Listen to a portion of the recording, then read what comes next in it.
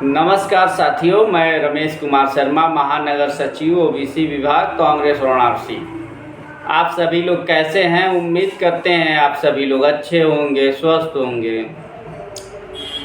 हमारे देशवा का हर एक नौजवान भैया, हर एक बच्चा कहला मीडिया बिक गइल बाए भैया।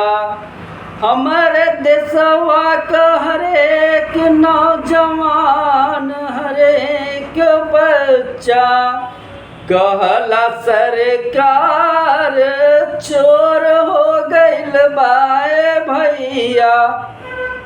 साथियों, आज जो मैं ये बात कह रहा हूँ, इस बात को आप लोग भी महसूस कर रहे होंगे, क्योंकि आज हमारे देश में मीडिया को लेकर जिस तरीके से लोगों के अंदर अविश्वास पैदा हो रहा है, ये कहीं न कहीं हमारे देश के लिए खतरे की घंटी है। जो मीडिया है उसके लिए खतरे की घंटी है। और सरकार के खिलाफ जो आम जनमानस में अविश्वास पैदा हो रहे हैं, वो भी कहीं न कहीं खतरे की घंटी दे रही है सरकार के लिए।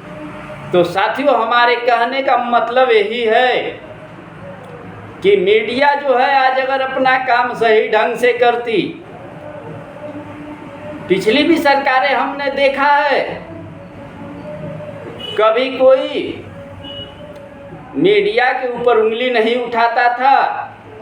अगर लोगों को मीडिया के ऊपर विश्वास रहता था, लेकिन आज वो विश्वास खत्म हो गया है।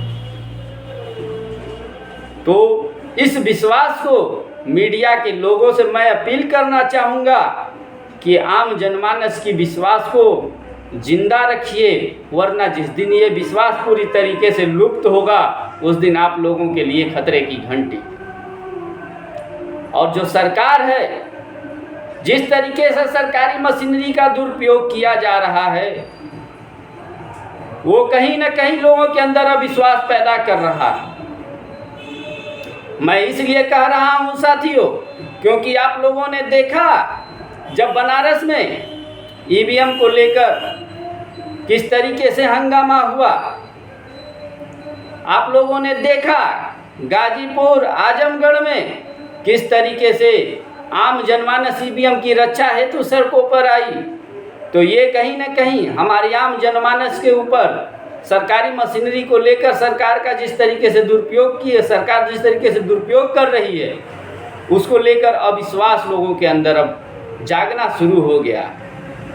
और हमारे नेता आदरणीय राहुल गांधी जी अपने दूरदर्शी सोच से उन्होंने बहुत पहले ही पार्लियामेंट में, संसद के अंदर उन्होंने इस बात को कह दिया है कि सरकार आम जनमानस का जो विश्वास है उसको न टूटने दे और आम जनमानस को साथ में लेके चले।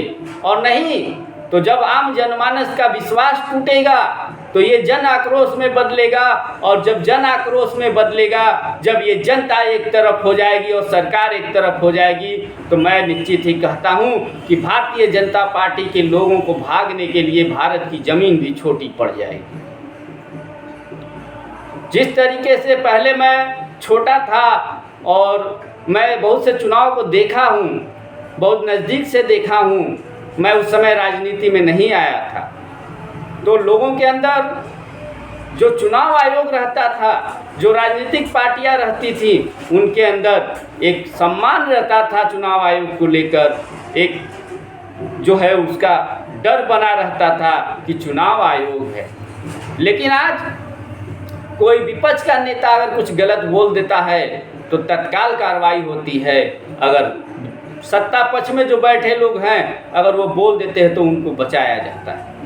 तो कहीं ना कहीं सवालिया निशान चुनाव आयोग के ऊपर भी लग रहे हैं और लगातार, और ये लोकतंत्र के लिए कहीं ना कहीं खतरे की घंटी है।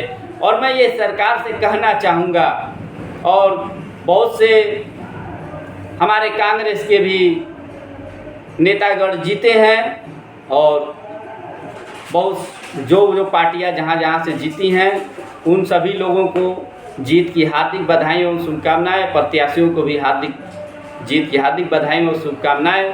मेरा कहने का तात्पर्य यही है साथियों कि सरकार को जो जनता के अंदर अविश्वास पैदा हो रहा है इसको लेकर और जो सरकारी मशीनरी का दुरुपयोग किया जा रहा है इसको तत्काल बंद कर देना चाहिए। और नहीं तो ये जो जन आक्रोश है, जब ये जो जनता का आक्रोश है, जब ये जन आंदोलन में तब्दील हो जाएगा तो इसको रोक पाना मुश्किल ही नहीं नामुमकिन साबित होगा और हमारे नेता आदरणीय राहुल गांधी जी का कहा हुआ बात सत्य हो जाएगा।